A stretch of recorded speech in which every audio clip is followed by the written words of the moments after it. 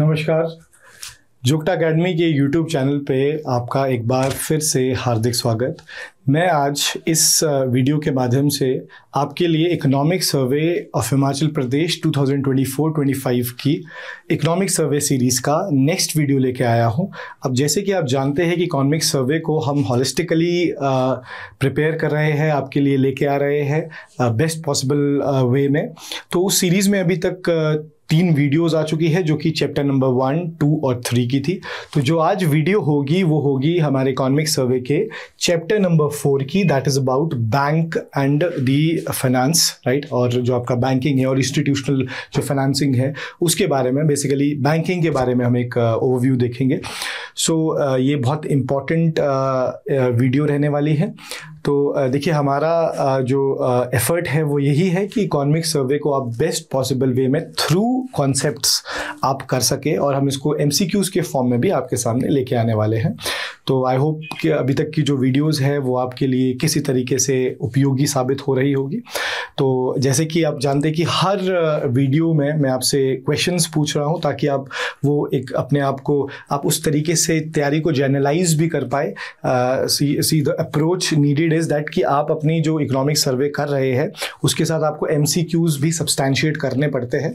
इसलिए आप हम देखेंगे कि लास्ट वीडियो में मैंने आपसे जो एमसीक्यूज़ पूछे थे तो हम उसके आंसर्स भी आगे देखेंगे, राइट। तो उससे पहले just a quick information that जुगटा academy at their 3 respective branches are going to open the new batches, foundation batches जो हमारे रहेंगे वो आप देख सकते हैं कि बैचेस शुरू होने वाले हैं बहुत जल्दी ही। तो आप दिए गए नंबर्स में फ़ोन कर सकते हैं। जैसे शिमला वाली ब्रांच में आपको 15 मई से ये बैच देखने को मिलेगा, फाउंडेशन बैच। और फिर आप देखेंगे जो आपका चंडीगढ़ का है उसमें आपको 23 मई से, और जो आपका धर्मशाला ब्रांच में है वो भी 23 मई से आपको फाउंडेशन बैचेस है। तो आप जल्दी से जल्दी एनरोल कराएं और इंश्योर करें अपनी प्रेजेंस। चलिए, तो हम अब आगे चलते हैं। तो सबसे पहले तो ये देख लीजिए, जो चैप्टर नंबर 3 था आपका पब्लिक फाइनेंस वाला, I am sure you remember that. जो पब्लिक फाइनेंस वाला चैप्टर था जिसको हमने काफ़ी कॉम्प्रहेंसिवली कवर किया था, उसके कुछ एमसीक्यूज़ है। तो आप उसका वो एमसीक्यूज़ मैंने आपसे पूछे थे तो ये उसके आंसर्स हैं। तो you can take a screenshot of this. काफ़ी इंपॉर्टेंट क्वेश्चंस थे, राइट। एक स्लाइड आपकी है एंड सेकंड इज दिस। तो लगभग 18 क्वेश्चन आपको वहाँ पे देखने को मिले थे, 18 क्वेश्चंस। तो उनके ये आंसर्स यहाँ पे हैं, राइट। तो आई hope it is clear. Okay, चलिए अब हम चलते हैं नेक्स्ट चैप्टर में जिसका नाम है बैंकिंग एंड इंस्टीट्यूशनल फाइनेंसिंग। बहुत या इंस्टीट्यूशनल फाइनेंस बहुत इंपॉर्टेंट ये टॉपिक है। देखिए, थोड़ी सी कोशिश करेंगे कि थोड़े थोड़े कुछ हम जो कॉन्सेप्ट्स हैं उनको भी क्लियर करते हुए आगे चले, ताकि फिर वो आगे लंबे समय तक आपके साथ रहते हैं फैक्ट्स, राइट। तो अगर मैंने आपको पहले भी कहा था कि अगर आप फैक्ट्स को कॉन्सेप्ट्स के थ्रू पढ़ेंगे तो वो लॉन्गर टर्म के लिए आपके साथ रहते हैं। चलिए, तो अब ये जो बैंकिंग का सेक्टर है इसमें एक मैं ओवरव्यू आपको दे दूं। हम पढ़ेंगे about the banking institutions, the financial institutions. Himachal में जो फाइनेंस है वो कैसे आ रहा है, जो इंस्टीट्यूशनल फाइनेंस है, राइट। देखिए, फाइनेंस बेसिकली 2 तरीके से आता है। एक हमारा बैंक्स के थ्रू रहता है जिसको हम लोन्स या फिर इंस्टीट्यूशनल बैंकिंग या फाइनेंस कहते हैं। एक आपका मार्केट बोरोइंग भी रहता है, that is a part of the financial market, जिसमें ये share market, bonds, securities issue करना रहता है। तो यहाँ पे हमारा फोकस रहेगा मेनली बैंकिंग फाइनेंस पे। तो चलिए, तो अगर हम देखें इन हिमाचल प्रदेश, देखिए आपको इकोनॉमिक सर्वे में सबसे पहली चीज है, in Himachal Pradesh the lead bank responsibility is distributed among 3 banks, right. तो छोटा सा एक इंट्रोडक्शन इसका। देखिए, अब हमारे देश में 1969 में एक बहुत इंपॉर्टेंट स्कीम शुरू हुई थी जिसे हम कहते हैं लीड बैंक स्कीम। अब देखिए क्या है कि अगर हम इंडिया के बैंकिंग सेक्टर को ध्यान से देखें, राइट आफ्टर द इंडिपेंडेंस बहुत इंपॉर्टेंट एक एक्ट आया था जिसे हम कहते हैं बैंकिंग रेगुलेशन एक्ट 1949, जिसने पूरे बैंकिंग सेक्टर को नेशनलाइज कर दिया और आरबीआई को भी नेशनलाइज कर दिया। देखिए, आरबीआई की जो एस्टैब्लिशमेंट है वो 1935 में होती है, जहाँ पे वो एक सेंट्रल बैंक के तौर पे एस्टैब्लिश होता है, बट उसके स्टेक्स जो रहते हैं, उसके जो शेयर्स थे वो मेनली प्राइवेट हैंड्स में थे, गवर्नमेंट या ब्रिटिश इंडिया गवर्नमेंट के पास केवल 4% शेयर रहते थे आरबीआई का। तो आरबीआई को नेशनलाइज करना हो या फिर पूरे बैंकिंग सेक्टर को आरबीआई के अंडर करना हो, ये किया गया था बैंकिंग रेगुलेशन एक्ट 1949 में। तो जब बैंकिंग सेक्टर इवॉल्व हुआ आज़ादी के बाद भारत में, तो उसमें हमने एक चीज़ देखी कि बैंक सर रूरल जो एरियाज है वहाँ पे पेनिट्रेट नहीं कर पा रहा है, वहाँ पे वो बैंकिंग या फाइनेंशियल सर्विसेज नहीं दे पा रहा था। तो इस डायरेक्शन से एक बहुत इंपॉर्टेंट स्टडी ग्रुप भी आया था जिसे हम कहते हैं Gadgil study group. So combinedly on the recommendations of Gadgil study group and your Nariman committee और गाडगिल स्टडी ग्रुप में के रिकमेंडेशन के बेसिस पे 1969 में आरबीआई ने इंट्रोड्यूस किया लीड बैंक स्कीम को। लीड बैंक स्कीम क्या होगा कि एक बैंक है, मान लेते हैं एक डिस्ट्रिक्ट है फॉर एग्जांपल, उस डिस्ट्रिक्ट में एक जो बैंक होगा उसको लीड बैंक की भूमिका दी जाएगी और लीड बैंक के तौर पे वो जितनी भी बैंकिंग फैसिलिटीज है या जितनी भी बैंकिंग जो एमिनिटीज है जो लोगों को प्रोवाइड करवानी है, खासकर रूरल एरियाज में या अनबैंक्ड या अनसर्व्ड एरिया में, वो लीड बैंक जो आपका होगा, जो यूजुअली पब्लिक सेक्टर बैंक भी हो सकता है, प्राइवेट सेक्टर बैंक भी हो सकता है, तो पर यूजुअली होते हैं लीड बैंक्स हमेशा पब्लिक सेक्टर बैंक्स। तो उनको लीड बैंक्स की भूमिका देने के बाद वो पूरे डिस्ट्रिक्ट लेवल पे देखेगा कि बैंकिंग फैसिलिटीज कैसे adequately her nook and corner पे पहुंचे। ठीक है, तो ये था हमारा लीड बैंक का स्कीम 1969 में आया था। बस उसी लीड बैंक को अगर हम अंडरस्टैंड करें हिमाचल के पॉइंट ऑफ व्यू से, तो हिमाचल में 3 बैंक्स है जो कि लीड बैंक्स का रिस्पॉन्सिबिलिटी उठाते हैं। आप देखेंगे डिस्ट्रिक्ट लेवल्स पे, जैसे पंजाब नेशनल बैंक 6 डिस्ट्रिक्ट्स को देखता है। ये बहुत इंपॉर्टेंट क्वेश्चन हो जाता है प्रीलिम्स के लिए।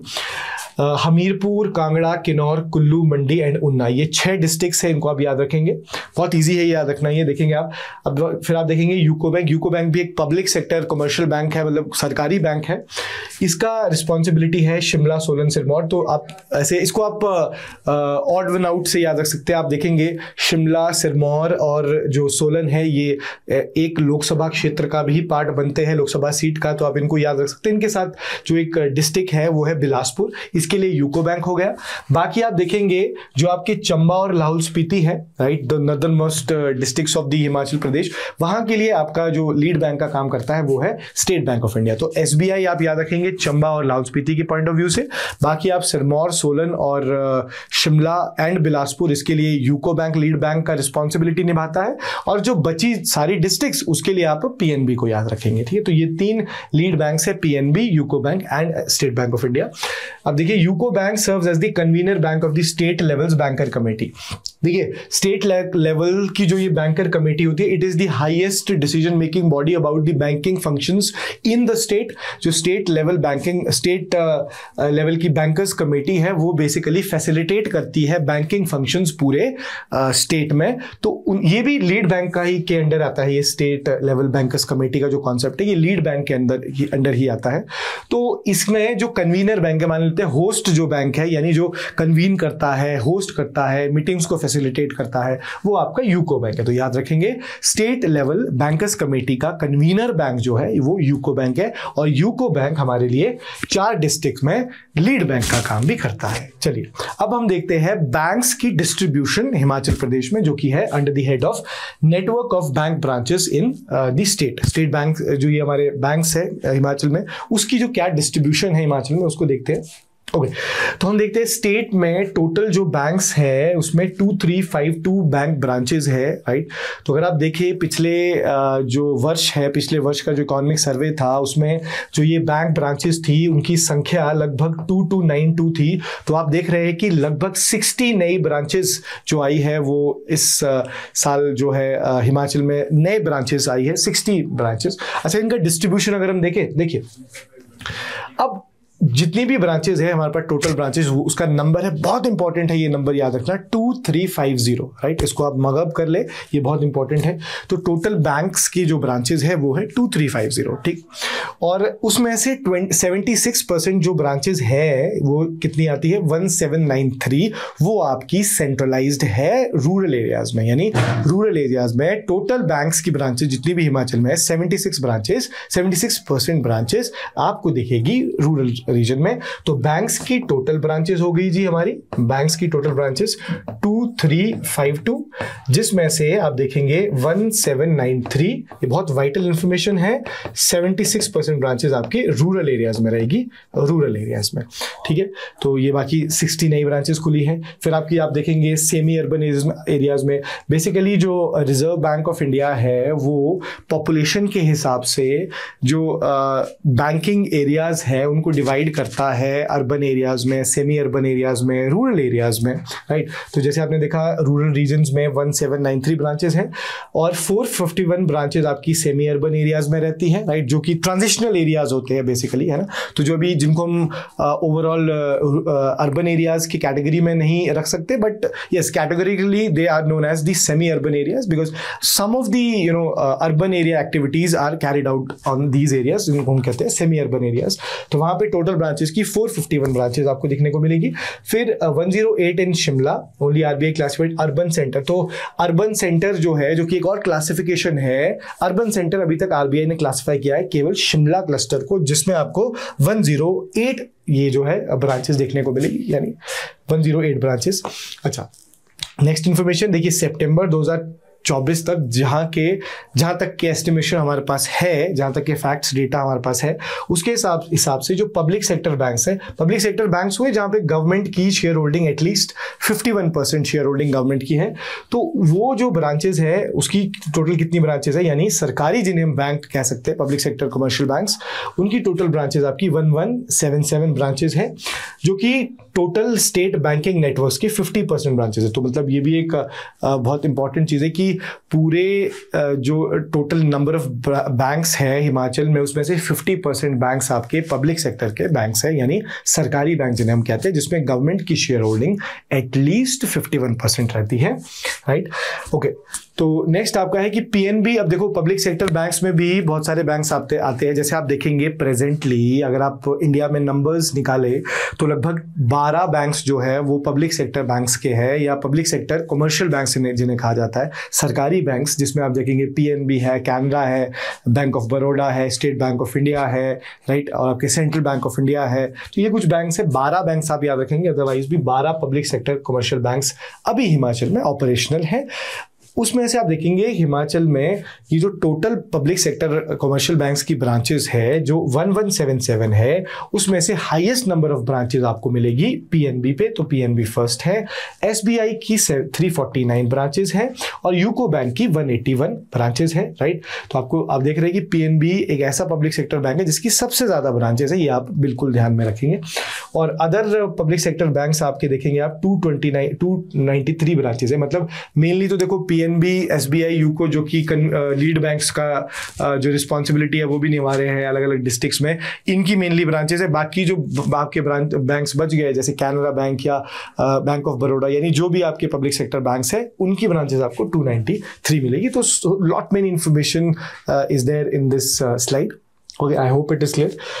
चलिए नेक्स्ट स्लाइड पे अगर हम चले, नेक्स्ट आपके पास है, अब हम बात कर रहे हैं बेसिकली प्राइवेट सेक्टर बैंक्स की, या फिर ऐसे बैंक्स जो कि प्राइवेट हैंड्स में होते हैं, राइट। तो जैसे आप देखेंगे तो बैंकिंग का एक आप इस तरीके से फाइनेंशियल इंस्टीट्यूशंस में जो बैंक्स रहते हैं, बैंक्स यूजुअली दो तरीके के होते हैं। एक होते हैं आपके पास कमर्शियल बैंक्स एंड सेकंड आपके पास रहते हैं कोऑपरेटिव बैंक्स। थोड़ा सा ये मैं आपको एक फैक्ट्स क्लियर करते हुए चलूं ताकि फिर आप, जैसे हमने पिछली वीडियो में भी किया था कि पब्लिक फाइनेंस में जब हमने डिवाइड किया था गवर्नमेंट के रिसीट्स को और एक्सपेंडिचर को, और फिर वहां पे आपको अपडेट कर देते थे वो नंबर्स, वो आपके पास एक क्लियर कट स्ट्रैटेजी रहती है, वन शॉट स्ट्रैटेजी की एग्जाम से ठीक पहले आप उसको मतलब रेफर कर सकते हैं। तो वैसे ही उसी सीरीज में आप यहाँ पे भी देख सकते हैं, जैसे हमने देखा कमर्शियल बैंक्स के दो टाइप्स, कमर्शियल और आपके कोऑपरेटिव बैंक्स। तो कमर्शियल बैंक्स भी आपके दो रहते हैं, आप देखेंगे शेड्यूल्ड कमर्शियल बैंक्स, शेड्यूल्ड, और आपके non scheduled commercial banks. Scheduled banks में आप देखेंगे पब्लिक, प्राइवेट, फॉरेन और आपके डिफरेंशिएटेड बैंक्स, ठीक है। तो ये अभी हम बात करें कि जैसे हमने देखा कि इसकी ब्रांचेस आपके पास 1177 ब्रांचेस है टोटल बैंक्स की। देखो टोटल बैंक्स की तो ना, चाहे वो कमर्शियल है कोऑपरेटिव है, इन दोनों को मिला के तो हमने देखा 2352 ब्रांचेस जो हमारी है, 2352 ब्रांचेस। ये वाली इंफॉर्मेशन देखिए, 2352 ब्रांचेस, ये होगी ना टोटल बैंक्स की ब्रांचेस, तो आपको इसको ऐसे भी याद आप रख सकते हैं इस चार्ट के थ्रू। बाकी आप देखेंगे पब्लिक सेक्टर बैंक्स की आपकी 1177 ब्रांचेस होगी। अब हम बात करें प्राइवेट सेक्टर बैंक्स की, ठीक है, तो अब चलते हैं आगे। तो प्राइवेट सेक्टर बैंक्स में जैसे आप देखते हैं प्राइवेट सेक्टर बैंक्स होते हैं जिनमें ये होगी 51% शेयर होल्डिंग गवर्नमेंट के पास, government of India. Private sector bank में 51% ओनरशिप होती है प्राइवेट हैंड्स में, प्राइवेट एंटिटीज के पास, ठीक है। और फॉरेन बैंक्स होते हैं जो इनकॉर्पोरेट होते हैं, किसी और देश में बनते हैं, उनकी ब्रांचेज इंडिया में होती है। जैसे आप देखिए HSBC, स्टैंडर्ड चार्टर्ड बैंक, ये सारे बैंक्स हैं जिनको हम फॉरेन शेड्यूल्ड कमर्शियल बैंक्स कहते हैं। और डिफरेंशिएटेड बैंक्स जो आपके रहते हैं, इसमें आप यूजुअली देखेंगे डिफरेंशिएटेड बैंक में स्मॉल फाइनेंशियल बैंक्स आते हैं, पेमेंट बैंक्स आते हैं, और आपके रीजनल रूरल बैंक्स आते हैं RRBs, और आपके लोकल एरिया बैंक्स आते हैं। ऑल्दो लोकल एरिया बैंक्स अब सिर्फ महाराष्ट्र में कई जगह पे ऑपरेशनल है, बाकी ये इनको हम डिफरेंशिएटेड बैंक्स कहते हैं, ठीक। इनको थोड़ा सा आगे रेफर करूंगा मैं आपके लिए। तो प्राइवेट बैंक्स की अगर हम बात करें तो ICICI की 57 ब्रांचेस है, HDFC की 108 ब्रांचेस है of the 298 private sector banks. तो प्राइवेट सेक्टर बैंक्स की टोटल जो ब्रांचेस है, बहुत इंपॉर्टेंट इंफॉर्मेशन आपको दिखेगी, 298 ब्रांचेस, यानी you can update it here that it is having 298। तो पब्लिक सेक्टर बैंक्स की टोटल ब्रांचेस 1177 और प्राइवेट सेक्टर कमर्शियल बैंक्स की टोटल ब्रांचेस 298, ये आपने याद रखना है।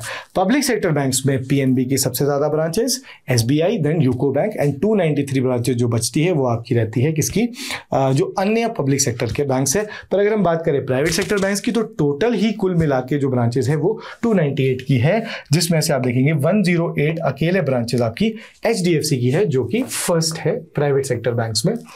ओके, चलिए अगर हम बात करें हिमाचल प्रदेश ग्रामीण बैंक, जो कि टाइप है रीजनल रूरल बैंक का, यहाँ पे फॉल करेगा ये, दिस विल फॉल हेयर, ये वाला आपका रीजनल रूरल बैंक, राइट। इसकी हम बात करें तो हिमाचल का जो रीजनल रूरल बैंक है उसे हम कहते हैं हिमाचल प्रदेश ग्रामीण बैंक, तो इसकी हम बात कर रहे हैं। तो ये जो ग्रामीण बैंक है, ये इसका स्पॉन्सर बैंक PNB है और इसकी टोटल ब्रांचेस 274 लोकेशंस में है, यानी जो हिमाचल का रीजनल रूरल बैंक है उसकी टोटल ब्रांचेस जो आपको देखने को मिलेगी वो मिलेगी 274। देखिए जो ये रीजनल रूरल बैंक्स जो रहते हैं ना आपके, ये रीजनल रूरल बैंक का जो ओनरशिप है वो कुछ इस तरीके से होता है। जो RRBs होते हैं जो कि है कमर्शियल बैंक्स का ही पार्ट हो। देखिए कमर्शियल बैंक्स वो बैंक होते हैं जो प्रॉफिट पे काम करते हैं, और कोऑपरेटिव बैंक्स वो होते हैं जो कि नो प्रॉफिट नो लॉस के मॉडल पे काम करते हैं, ठीक है। तो ये जो रीजनल रूरल बैंक्स है ये भी एक तरीके के कमर्शियल बैंक्स ही है, बट ये डिफरेंशिएटेड क्यों कहा जाता है इन्हें, डिफरेंशिएटेड की लिस्ट में आप देख रहे होंगे इनको, क्योंकि देखिए इनका जो ऑब्जेक्टिव था इनको बनाने का, जैसे आप देखेंगे 1976 में पहली बार ये रीजनल रूरल बैंक्स इंडिया में आए। हमने बाकायदा एक रीजनल रूरल बैंक एक्ट भी हम लेके आए थे, ठीक है। तो ये जो हिमाचल प्रदेश ग्रामीण बैंक है ये भी एक रीजनल रूरल बैंक है, जिसका काम होता है, देखिए रीजनल रूरल बैंक को बनाने का ऑब्जेक्टिव ही ये था, जो अनबैंक्ड एरियाज है, राइट, जैसे आपके अनबैंक्ड एरियाज है या फिर ऐसे एरिया जहाँ पे बैंकिंग सर्विसेज नहीं पहुँच पा रही है, ठीक है, तो उन बैंक्स को, उन एरियाज को सर्व करने के लिए, और एक पर्टिकुलर टारगेट कस्टमर्स आपके रीजनल रूरल बैंक्स के लोग रीजनल रूरल बैंक्स के रहते हैं, जिनको हम ऐसे प्रायोरिटी सेक्टर भी कहते हैं।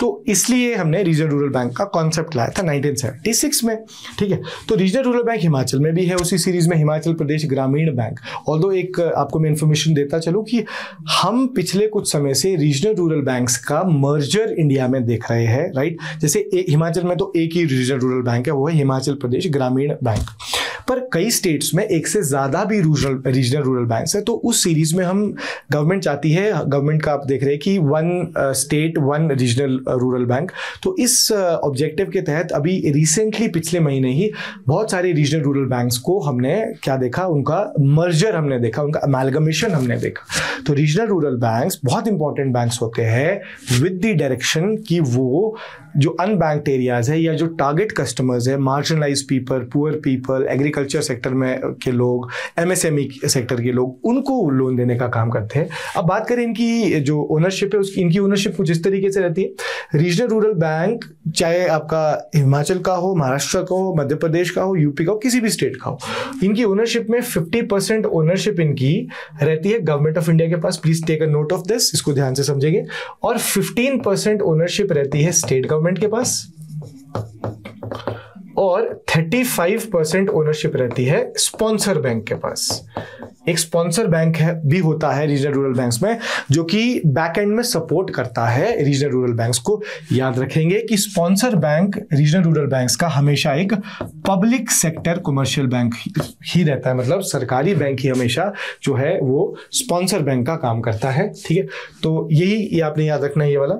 चलिए, अब यही इंफॉर्मेशन की रीजनल रूरल बैंक्स जो है उसका स्पॉन्सर बैंक कौन है? पीएनबी, यानी 35% ओनरशिप हिमाचल प्रदेश ग्रामीण बैंक की आपके पंजाब नेशनल बैंक के पास है। 15% ओनरशिप होगी स्टेट गवर्नमेंट ऑफ हिमाचल और 50% ओनरशिप होगी गवर्नमेंट ऑफ इंडिया के पास। ये कॉम्पोजिशन रहता है रीजनल रूरल बैंक का। चलिए, अब देखते हैं, अब बात करते हैं कोऑपरेटिव बैंक्स की। तो हमारे पास अगर हम कोऑपरेटिव बैंक्स की बात करें, अब हम इनकी बात कर रहे हैं, यहाँ पे आप अपडेट करेंगे कि कोऑपरेटिव बैंक्स टोटल हमारे पास है 590। तो टोटल कोऑपरेटिव बैंक्स हमारे पास है 590। तो टोटल कोऑपरेटिव बैंक्स में अब हम उसका अगर डिस्ट्रीब्यूशन करें कोऑपरेटिव बैंक्स का, तो उसमें स्टेट का एपेक्स कोऑपरेटिव बैंक है, यानी स्टेट का सबसे बड़ा बैंक है कोऑपरेटिव बैंक, वो है Himachal Pradesh state cooperative bank. ठीक है, देखेंगे आप यूजुअली स्लाइड को हम यूज कर लेते हैं। Okay, so basically cooperative bank का एक थोड़ा सा आपने एक चीज याद रखनी है, जो कोऑपरेटिव बैंक्स होते हैं, कोऑपरेटिव बैंक्स वो दो तरीके के होते हैं, rural, just a quick revision of the financial institutions also. तो जो रूरल बैंक्स होते हैं, रूरल कोऑपरेटिव बैंक्स, इनको बोलूंगा मैं रूरल कोऑपरेटिव बैंक्स, वो शॉर्ट टर्म लेंडिंग भी करते हैं, शॉर्ट टर्म लेंडिंग और long term. Short term means लगभग 1 साल तक और 1 साल से ज्यादा का भी लॉन्ग टर्म लेंडिंग भी करते हैं। रूरल कोऑपरेटिव बैंक्स बता रहा हूँ। देखो, कोऑपरेटिव बैंक्स को इस्टेब्लिश किया जाता है under the regulation of the cooperative societies act 1955 और जो स्टेट का respective state cooperative societies act होता है। ठीक है, तो रूरल कोऑपरेटिव बैंक जो होते हैं वो दो तरीके की लेंडिंग करते हैं, शॉर्ट टर्म की लेंडिंग और लॉन्ग टर्म की लेंडिंग। शॉर्ट टर्म की लेंडिंग करने के लिए आप देखेंगे हमारे पास एक रहता है स्टेट कोऑपरेटिव बैंक, एक रहता है डिस्ट्रिक्ट सेंट्रल कोऑपरेटिव बैंक और एक रहता है हमारे पास प्राइमरी एग्रीकल्चर क्रेडिट सोसाइटीज। ठीक है, और लॉन्ग टर्म के लेंडिंग के लिए आप देखेंगे हमारे पास रहते हैं state cooperative regional and agriculture, rural and agriculture development banks, और यहाँ पे रहते हैं primary agriculture cooperative societies, agriculture and rural development banks. ये है लॉन्ग टर्म के लिए। और अर्बन कोऑपरेटिव बैंक्स में आप देखेंगे हमारे पास रहते हैं urban cooperative banks, basically tier 1, tier 2, tier 3, tier 4 होते हैं। टीयर 1 वो बैंक्स होते हैं जिनमें आप देखेंगे 100 करोड़ तक का जो है एक्सेप्टेंस कर सकते हैं वो डिपॉजिट्स का। 100 करोड़ से 1000 करोड़ तक टीयर 2 चले जाते हैं, 1000 करोड़ से 10,000 करोड़ तक टीयर 3 चले जाते हैं, और टीयर 4 कोऑपरेटिव बैंक्स वो होते हैं अर्बन कोऑपरेटिव बैंक, जिसमें 10,000 करोड़ से ज़्यादा का डिपॉजिट वो एक्सेप्ट कर सकते हैं। ठीक है, तो ये आपके रहते हैं टीयर 1, टीयर 2 और टीयर 3 एंड टीयर 4। तो ये है अर्बन कोऑपरेटिव बैंक। तो ये ओवरऑल जो आप देख रहे हैं कोऑपरेटिव बैंक्स का एक आपका क्लासिफिकेशन है। तो अगर हिमाचल के केस से देखना बहुत इंपॉर्टेंट है, बहुत इंपॉर्टेंट, सुपर इंपॉर्टेंट। अगर हम हिमाचल के पॉइंट ऑफ व्यू से देखें ना सर, तो हम ये पाएंगे कि हिमाचल में स्टेट कोऑपरेटिव बैंक के नाम से हो गया Himachal Pradesh state cooperative bank, ठीक है, जो कि एपेक्स बैंक है। डिस्ट्रिक्ट कोऑपरेटिव बैंक में अगर हम देखें तो हमारे पास कांगड़ा सेंट्रल कोऑपरेटिव बैंक हो गया और जोगिंद्रा सेंट्रल कोऑपरेटिव बैंक हो गया। ये 2 एग्जांपल है हिमाचल के पॉइंट ऑफ व्यू। और प्राइमरी एग्रीकल्चर क्रेडिट सोसाइटी तो दुनिया भर की है सर, लगभग 2117 प्राइमरी एग्रीकल्चर क्रेडिट सोसाइटी, जो कि आप देखेंगे विलेज लेवल पे एग्जिस्ट करती है, वो भी एक तरीके का रूरल कोऑपरेटिव बैंक का एग्जांपल है। देखो हिमाचल में उसको प्लेस करना है आपने। अगर हम देखें लॉन्ग टर्म के लिए भी आप देखेंगे कि लॉन्ग टर्म के लिए भी हिमाचल में बैंक्स है। जैसे आप देखेंगे ये जो आपका state cooperative rural and agriculture development bank, ये भी हिमाचल में, शिमला में इसकी हेडक्वार्टर्स है। और primary agriculture credit society agriculture and rural development bank, ये भी आपका हिमाचल में है। तो मतलब आपको रूरल कोऑपरेटिव बैंक्स के सारे एग्जांपल्स हिमाचल में देखने को मिलते हैं। तो इसकी बात की जा रही है, ये एपेक्स बैंक है कोऑपरेटिव बैंक्स में, हेड बैंक है ये। बाकी सेंट्रल लेवल के डिस्ट्रिक्ट लेवल में जो काम करते हैं वो है कांगड़ा सेंट्रल कोऑपरेटिव बैंक, और ये कांगड़ा में ऑपरेटिव, और ये हो गया आपका जोगिंद्रा सेंट्रल कोऑपरेटिव बैंक जो कि सोलन में। बाकी ये हो गया आपके प्राइमरी एग्रीकल्चर क्रेडिट सोसाइटी, जो कि बहुत सारी है, विलेज लेवल पे ही एग्जिस्ट करती है। अगर हम बात करें अर्बन कोऑपरेटिव बैंक की, तो याद रखना है आपने हिमाचल में 5 ही अर्बन कोऑपरेटिव बैंक है। यहाँ पे इंफॉर्मेशन दी हुई भी है आपकी, ठीक है। अगर हम यहाँ देखें कि देखो कांगड़ा सेंट्रल कोऑपरेटिव बैंक की 217 ब्रांचेज है। Himachal Pradesh state cooperative bank जो कि ये है आपका ये वाला, इसकी हमारे पास कितनी ब्रांचेज है, this you have 263 branches of this, ये 263 ब्रांचेस यहाँ पे करेंगे। कांगड़ा सेंट्रल कोऑपरेटिव बैंक की 217 ब्रांचेस आपको देखने को मिलेंगी, राइट। और 5 अर्बन कोऑपरेटिव बैंक, जैसे कि मैंने आपको बताया हिमाचल में टोटल 5 कोऑपरेटिव बैंक्स है जो कि अर्बन कोऑपरेटिव बैंक्स है, जो कि यहाँ फॉल करते हैं इस कैटेगरी में, राइट। ये तो इसमें आप देखेंगे मेनली अगर आप देखें तो एक तो है आपके पास बघाट अर्बन कोऑपरेटिव बैंक, एक आपके पास है मंडी अर्बन कोऑपरेटिव बैंक, एक आपके पास है चंबा अर्बन कोऑपरेटिव बैंक, एक आपके पास है परवाणु अर्बन कोऑपरेटिव बैंक। ये दोनों बघाट और परवाणु सेंट्रलाइज्ड है सोलन में, मंडी हो गया, चंबा हो गया, और लास्ट में क्या है आपके पास शिमला अर्बन कोऑपरेटिव बैंक। तो 5 अर्बन कोऑपरेटिव बैंक है जो शिमला में जो कि हिमाचल में ऑपरेटिव है, राइट। तो ये आपने याद रखना है। इनकी टोटल कुल मिला के ब्रांचेज आप देख पा रहे हैं कितनी है, 26 ब्रांचेज, राइट। तो इनकी टोटल 26 ब्रांचेज है, तो इनकी पांचों की मिला के 26 ब्रांचेज है, ठीक है। तो this is the information, okay. चलिए आगे चलते हैं। जो बाकी कोऑपरेटिव बच गए, जिसमें आपके जैसे जोगिंदा सेंट्रल कोऑपरेटिव बैंक आ गया, या आपके जो दूसरे कोऑपरेटिव बैंक्स हैं उनके टोटल मिला के 84 ब्रांचेस हैं, ठीक है, राइट। तो ये आपने याद रखना है, ओके। तो ये बहुत इंपॉर्टेंट इंफॉर्मेशन है कि 2011 के सेंसस के हिसाब से state has an average population of 2919 per branch compare to the national average of 11,001। यानी हिमाचल में एक बैंक की ब्रांच सर्व कर पा रही है 2919 व्यक्तियों को सर्व कर पा रही है एक ब्रांच हिमाचल में बैंक की, और वहीं पे एक ब्रांच नेशनल लेवल पे 11,000 लोगों को सर्व कर पा रही है, जिसमें आप देख रहे हैं नेशनल एवरेज से हम ऊपर हैं, ठीक है, ओके।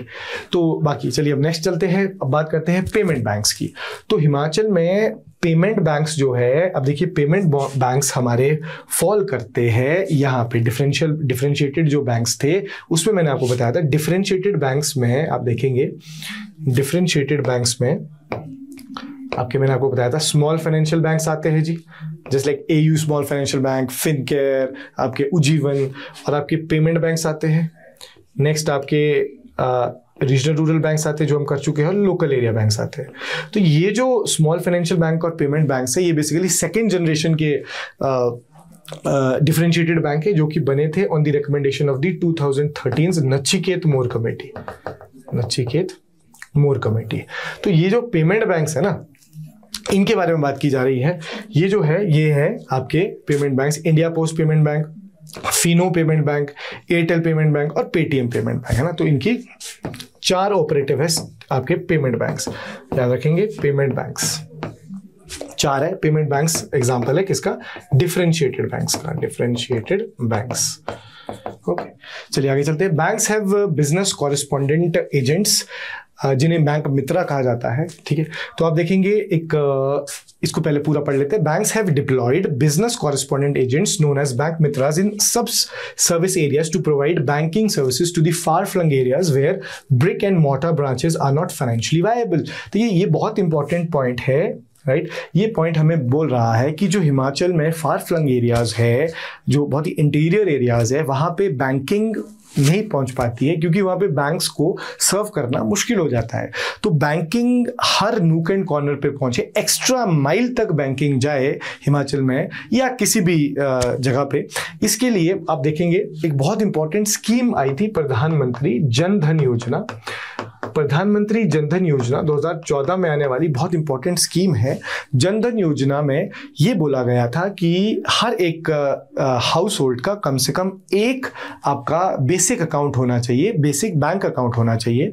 तो प्रधानमंत्री जनधन योजना बहुत इंपॉर्टेंट एक स्कीम थी with the direction of financial inclusion. जो वित्तीय समावेश है यानी फाइनेंशियल इकोसिस्टम में सबको लेके आना, उसके लिए प्रधानमंत्री जनधन योजना एक बहुत ही इंस्ट्रूमेंटल स्कीम थी 2014 में जो आई थी। तो प्रधानमंत्री जनधन योजना में आपने ध्यान देना है कि उसमें एक बहुत इंपॉर्टेंट, उसके बहुत सारे कंपोनेंट्स थे जनधन योजना के। उसका एक बहुत इंपॉर्टेंट कंपोनेंट था टू हैव बैंक मित्रास, कि जहां पे आप फिजिकल ब्रांचेस नहीं खोल सकते बैंक्स की, तो वहां पे आप बैंक्स के कॉरेस्पॉन्डेंट जो होंगे उनको भेज सकते हैं, बैंक्स के रिप्रेजेंटेटिव्स जो होंगे उनको आप भेज के आप वहां पे उनको फाइनेंशियल सर्विसेज दे सकते हैं ऐसे एरियाज में जहां पे बैंक्स नहीं पहुंच पा रहे, तो उनको हम कहते हैं बैंक मित्रास। तो बैंक मित्रास आप देखेंगे टोटल 11,340 बैंक मित्रास डिप्लॉय किए गए हैं अलग अलग बैंक्स में, राइट। तो यानी ये वो व्यक्ति है जो कि बैंकिंग सर्विसेज एक्सटेंड कर रहे हैं rural and in these far flung areas. तो याद रखना ये नंबर भी कई बार इंपॉर्टेंट हो जाता है। ऑल्दो अगर आप देखें पिछले पिछला जो हमारा वित्तीय वर्ष था उसमें लगभग सितंबर 2023 तक जो नंबर ऑफ बैंक मित्रास था वो मोर देन 12,000 था, जिसमें इस साल थोड़ा सा गिरावट देखने को मिला है। ठीक है जी, ओके। बाकी ये बता रहे हैं आपके, देखिए पब्लिक सेक्टर बैंक्स नेमली ये सारे हैं जो आपके रीजनल जोनल काउंसिल के अंदर आते हैं। इनके सर्कल ऑफिसेज आपको स्टेट्स में अलग अलग जगह पे देखने को मिलेंगे। वैसे रिजर्व बैंक ऑफ इंडिया का एक रीजनल ऑफिस आपको रीजनल डायरेक्टरेट शिमला में देखने को मिलेगा, सुमटी शिमला में। बाकी अगर हम बात करें नाबार्ड की, तो NABARD is the national bank for agriculture and rural development, जो कि एक टाइप का ऑल इंडिया फाइनेंशियल इंस्टीट्यूशन है जो कि नॉन बैंक्स की कैटेगरी में आता है। तो नाबार्ड बेसिकली बैंक नहीं है। नाबार्ड ऑल्दो बैंक हम इसको इस बेसिस पे बोलते हैं because it provides the loans but it can not accept the deposits, so that is why NABARD is considered to be as the all India financial institution, जिसका गठन 1982 में होता है नाबार्ड का। नाबार्ड का भी आपका ऐसा रीजनल ऑफिस जो है उसका वो शिमला में, चीफ मैनेजर का ऑफिस शिमला में स्थित है। नाबार्ड के बारे में आगे भी हम थोड़ी सी बात करेंगे। चलिए, तो इस इंफॉर्मेशन के बाद हम चलते हैं नेक्स्ट में। अगर हम डिस्ट्रिक्ट वाइज स्प्रेड देखें बैंक्स का, ये भी बहुत वाइटल इन्फॉर्मेशन है कि सबसे ज़्यादा जो बैंक्स है वो आपके ऑब्वियसली जो सबसे बड़ी आपकी डिस्ट्रिक्ट है on the basis of population, तो उसमें आप देखेंगे कांगड़ा में सबसे ज़्यादा आपके हाईएस्ट बैंक ब्रांचेस है। फिर आप देखेंगे लाहौल स्पीति में लोएस्ट बैंक ब्रांचेस है जो कि केवल 26 है। तो याद रखना है सबसे ज़्यादा बैंक ब्रांचेस आपकी कांगड़ा में 431 और सबसे कम आपकी लाहौल स्पीति में दैट इज ओनली 26 ब्रांचेस। चलिए, अगर हम देखते हैं flow of credit in all priority and other sector, ठीक है, तो इसको ना आप ऐसे सेगमेंट पे अगर हम ऐसे देखें ना कि ये तो बहुत बड़ा डॉक्यूमेंट है इकोनॉमिक सर्वे, तो हमें थोड़ा सा ये बोरिंग भी लग सकता है और ऐसा कम्बरसम सा लग सकता है। बट अगर आप इसको सेगमेंट पे बांट दें कि हम क्या चीज़ें कर रहे हैं, कॉन्सेप्ट्स को अगर आप इंक्लूड करें तो वो ज़्यादा समय तक याद रहता है। जैसे मैं ये वाली बात आपसे शेयर करूँगा, ये flow of credit in all priority and other areas. देखिए, अब आप जानते हैं कि इंडिया में 1972 में एक बहुत इंपॉर्टेंट चीज़ स्टार्ट हुई थी जिसे हम कहते हैं प्रायोरिटी सेक्टर लेंडिंग। ये जो प्रायोरिटी सेक्टर लेंडिंग है, पीएसएल इन्हें कहा जाता है, पीएसएल नॉर्म्स। यहाँ पे देखिए क्या है कि जो बैंक ब्रांचेस, ऐसे आप समझेंगे इसको सिंपल, कि जो बैंक की कोई भी ब्रांच है, चाहे वो पब्लिक सेक्टर का बैंक हो, चाहे वो प्राइवेट सेक्टर का बैंक हो, चाहे वो फॉरेन बैंक हो, चाहे वो रीजनल रूरल बैंक हो, चाहे वो कोऑपरेटिव बैंक ही ना क्यों हो, क्योंकि चाहे वो कमर्शियल हो चाहे कोऑपरेटिव बैंक हो, सभी बैंक्स के लिए आरबीआई ने अनिवार्य किया है कि वो अपनी एएनबीसी का, एएनबीसी होता है एडजस्टेड नेट बैंक क्रेडिट, मतलब ये समझ लीजिए आप बैंक के पास जितना पैसा है उसमें से वो जो लोन देता है, राइट। तो अब हम इसमें बहुत ज़्यादा डीप नहीं जाएंगे, एडजस्टेड नेट बैंक क्रेडिट, तो समझ लीजिए कि बैंक अपने लोन का कम से कम 40% लोन किसको दे, प्रायोरिटी सेक्टर्स को। प्रायोरिटी सेक्टर्स होते हैं ऐसे लोग जो कि अनसर्व्ड है या अंडरसर्व्ड है, जिन तक बैंक्स का क्रेडिट नहीं पहुंच पा रहा है। देखिए, जब 1969 में इंडिया में बैंक्स नेशनलाइज हुए या 1949 के बाद से ही जब धीरे धीरे इंडिया का बैंकिंग सेक्टर सेंट्रलाइज्ड हो गया, मतलब उसका जो कंट्रोल था ओवरऑल गवर्नमेंट के पास था, गवर्नमेंट के ही बैंक्स हुआ करते थे, जो प्राइवेट बैंक थे भी उनको भी नेशनलाइज कर दिया गया। तो ये जो सिस्टम था, इससे एक चीज़ थी, देखो ये जो नेशनलाइजेशन ऑफ बैंक्स है इसमें इंटेंशन गवर्नमेंट की फेयर थी सर, बट अदरवाइज इसमें एक प्रॉब्लम जो हुई वो ये है कि इससे एक इश्यूज कुछ आ गए, आपके कुछ टिपिकल इश्यूज आ गए, मतलब you have the set of problems, right, जो हुई थी। जैसे हम देखते हैं कि जो पैसा था बैंक्स का वो यूजुअली जा रहा था बिजनेसेस को, इंडस्ट्रियलिस्ट को। तो ऐसे जो लोग थे जो फार्मर सेक्टर से है, एग्रीकल्चरिस्ट हैं, फार्मर्स है, या लघु उद्योग यानी माइक्रो एंटरप्राइजेस को बिलोंग करते हैं, जिन्हें हम आज MSME भी कहते हैं। वीकर सेक्शन के लोग जिनको जैसे आप माइनॉरिटीज देख ले, वल्नरेबल ग्रुप्स देख ले, SCs, STs, राइट, विमेन, इनको लोन नहीं मिल पा रहा था सर, ठीक है। और ये सेक्टर्स हमारे डेवलपमेंट के लिए, ओवरऑल डेवलपमेंट के लिए बड़े अनिवार्य है। इनको लोन नहीं मिल पा रहा था, इसलिए हमने PSL नॉर्म्स शुरू किए। तो PSL नॉर्म्स 1972 में शुरू हुआ कि 40% लोन अपने किसको दो, आप प्रायोरिटी सेक्टर्स को। बस वही इंफॉर्मेशन हम यहाँ पे देखेंगे कि प्रायोरिटी सेक्टर में क्या है। देखिए, पहली चीज, सितंबर 2024 तक बैंक ने 7 पैरामीटर्स फिक्स किए गए हैं प्रायोरिटी सेक्टर के लिए, राइट, जिसको हम यहाँ पे देखेंगे। उसमें से 5 पे हम जो है लेंडिंग कर पा रहे हैं हिमाचल में, ठीक है। जिसमें जैसे आप देखेंगे एग्रीकल्चर सेक्टर, जैसे कि मैंने अभी बताया आपको प्रायोरिटी सेक्टर में क्या क्या आता है, small and marginal farmers, micro enterprises, weaker section, women, SCs, STs, ये सब। तो देखो, बैंक्स ने जितना भी टोटल लोन दिया उसका 59.12, ये बहुत इंपॉर्टेंट है, उन्होंने लोन दिया प्रायोरिटी सेक्टर एक्टिविटीज को। देखो, तो ओवरऑल बैंक्स के लिए देखिए, जो नॉर्मल जो कमर्शियल बैंक्स है उनके लिए जो प्रायोरिटी सेक्टर लेंडिंग के नॉर्म्स है वो है 40% ANBC का, 40%, यानी लोन आपको अपने टोटल लोन्स का 40% डिस्ट्रीब्यूट करना पड़ेगा प्रायोरिटी सेक्टर में। बट यहाँ पे हिमाचल में हमने अबव एवरेज यानी 40% से जो रिक्वायरमेंट है उससे भी ऊपर के जो लोन्स है, टोटल लोन्स का परसेंटेज जो है 59.12, वो डिस्ट्रीब्यूट किया आपके कहाँ पे, प्रायोरिटी सेक्टर में, जो कि एक बहुत अच्छी बात है। जिसमें से एग्रीकल्चर सेक्टर में 16.73 गया, ये आपको सारा डेटा चार्ट में मिल जाएगा, right, compare to the national. तो मतलब नेशनल एवरेज आपको 18% दिखेगी एग्रीकल्चर में, उसमें हम थोड़े से लैग करते हैं। देखो, टोटल जो एवरेज हम देखेंगे अभी आगे, वो उससे तो हम ज्यादा गए हैं। टोटल एवरेज है 40% जो है नेशन की, बट हमने 59.12, बट एग्रीकल्चर में थोड़े से लैग कर रहे हैं हम, 16.73। अच्छा, वीकर सेक्शन को जो टोटल लोन्स दिए गए प्रायोरिटी सेक्टर में वो 17.38% उसका वीकर सेक्शन को गया, विमेन को 12.60 गया, ठीक है। और banks in the state have the credit deposit ratio of 47.16%। तो ये CDR बेसिकली होता है total advances divided by total deposits into 100। देखो, ये होता है CDR निकालने का formula, credit deposit ratio. Credit deposit ratio basically अगर आप बिल्कुल ऐसे लेमन लैंग्वेज में समझे तो ये वो है कि आपके पास जितना डिपॉजिट है ना, जितना गवर्नमेंट बैंक्स के पास पैसा आ रहा है अलग अलग डिपॉजिट्स के फॉर्म में, किसी ने सेविंग्स अकाउंट खोले, किसी ने करंट अकाउंट खोले, किसी ने FD खोली है, किसी ने RD खोली है, यानी जितना भी पैसा बैंक्स के पास आ रहा है सेविंग्स के फॉर्म में या फिर टाइम डिपॉजिट्स के फॉर्म में, उसका कितना परसेंटेज उन्होंने एडवांस दिया, मतलब एडवांस मीन्स लोन्स में डिस्ट्रीब्यूट किया है, वो CDR होता है, ठीक है। तो समझ लीजिए कि 100 रुपए अगर गवर्नमेंट के पास आ रहे हैं ना, 100 रुपए किसी बैंक के पास आ रहे हैं, तो उन्होंने 47 रुपए मतलब 47.16% डिस्ट्रीब्यूट किया हुआ है लोन्स में, ठीक है। तो यानी जितनी ज्यादा हायर, देखो एक चीज याद रखनी है, जितनी ज्यादा CDR हायर होगा, क्रेडिट टू डिपॉजिट रेशो, उतनी एक चीज है कि उतना क्रेडिट का जो फ्लो है वो ज्यादा है, यानी डिमांड पैसे की ज्यादा है, और जितना CDR ज्यादा होगा उतना ही रिस्क भी हो सकता है बैंक्स को, क्योंकि बैंक्स ज्यादा से ज्यादा पैसा डिपॉजिट्स का डिस्ट्रीब्यूट करना चाहते हैं अपने लोन्स में। तो CDR बैलेंस्ड होना चाहिए, ठीक है। ओके, जैसे CDR, हिमाचल का CDR है, याद रखना है, बहुत इंपॉर्टेंट, 47.16%। अच्छा, अगर हम देखें प्रायोरिटी सेक्टर, अब देखो ये प्रायोरिटी सेक्टर के सब सेक्टर्स में क्या है कि देखो, जो हमने पिछली बार किया था वो था 6.18, इस बार हमने टोटल प्रायोरिटी सेक्टर में लेंडिंग की है 59.12, जो नेशनल पैरामीटर्स में परसेंटेज से ज्यादा है।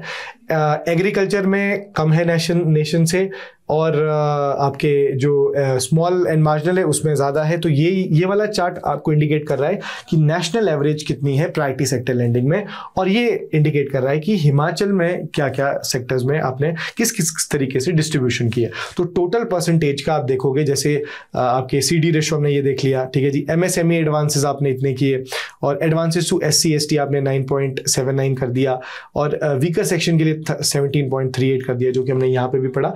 विमेन के लिए आपने 12.60 कर दिया। तो at times during the examination you can try to mug up these, because you never know, right, कि वो क्वेश्चन पूछ भी सकते हैं। तो ये आपने याद रखना है, ठीक है। तो समझ लेना है, ये वाला चार्ट इंडिकेट कर रहा है पिछली बार की जो प्रायोरिटी सेक्टर लैंडिंग की थी, जो टोटल 6.18 थी, और इस बार की प्रायोरिटी सेक्टर लैंडिंग में नेशनल एवरेज से तो हम ऊपर है, बट जो पिछली बार था उससे थोड़े से कम आए हैं, 59.12। और ये है उसका सेक्टोरल एनालिसिस की प्रायोरिटी सेक्टर्स में भी बहुत सारे सब सेक्टर्स होते हैं ना, उनमें क्या क्या डिस्ट्रीब्यूशन की, कितने परसेंटेज की डिस्ट्रीब्यूशन हुई, वो ये वाला चैप्टर, ये वाला ये जो आपका कॉलम है इंडिकेट कर रहा है, और ये वाला आपका इंडिकेट कर रहा है नेशनल एवरेज, ठीक है। तो आई होप इट इज क्लियर। आगे चलते हैं। अब हम देखते हैं इंडिया में, हिमाचल में फाइनेंशियल इंक्लूजन के क्या इनिशिएटिव्स है। तो फाइनेंशियल इंक्लूजन आप जानते हैं, फाइनेंशियल इंक्लूजन बेसिकली होता है वित्तीय समावेश, जहाँ पे मैंने आपको बताया था कि आप फाइनेंशियल इकोसिस्टम में बहुत सारे लोगों को इंक्लूड करते हैं, यानी आप जो फाइनेंशियल सर्विसेज है सबको मिल सके। फाइनेंशियल सर्विसेज क्या हो सकती है? सर, आपको भी हक है पेंशन्स का, आपको भी हक है डायरेक्ट बेनिफिट ट्रांसफर का, आपको भी हक है गवर्नमेंट की जो स्कीम्स है उनको अवेल करने का, आपको भी हक है सेविंग्स का, पेंशन्स का, इंश्योरेंस का। तो ये सारी चीज़ें पॉसिबल हो पाती है जब आपके पास अकाउंट होगा। तो अकाउंट खुलवाने, ट्रांजेक्शन अकाउंट खुलवाने, राइट, लोगों को वित्तीय समावेश करना, इसको हम क्या कहते हैं? Financial inclusion. So it is the process of including every person in the society, right, in the financial ecosystem. ये financial inclusion है।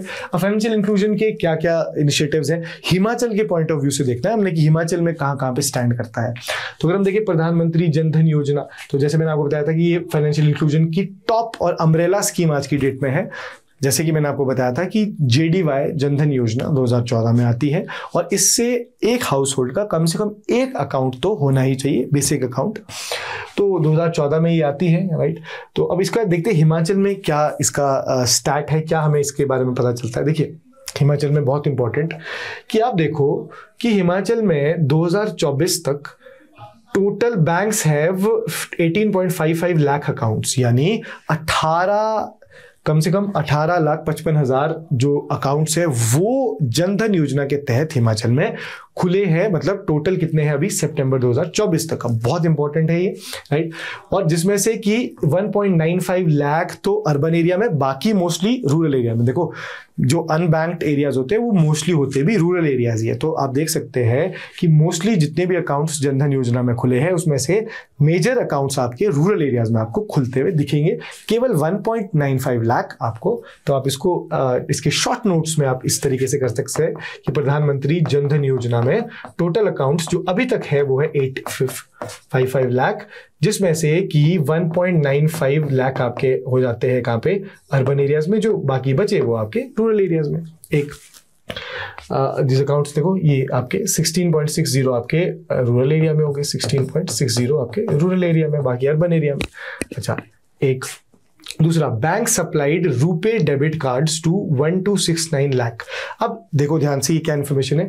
इतने अकाउंट से जनधन योजना में, इसमें से जो इतने अकाउंट्स हैं इनमें डिस्ट्रीब्यूट कर चुका है गवर्नमेंट डेबिट कार्ड्स, ठीक है। डेबिट कार्ड्स जो कि कौन मर्चेंट चलाता है? रुपे मर्चेंट। तो यहाँ पे डेबिट कार्ड्स की बात की जा रही है।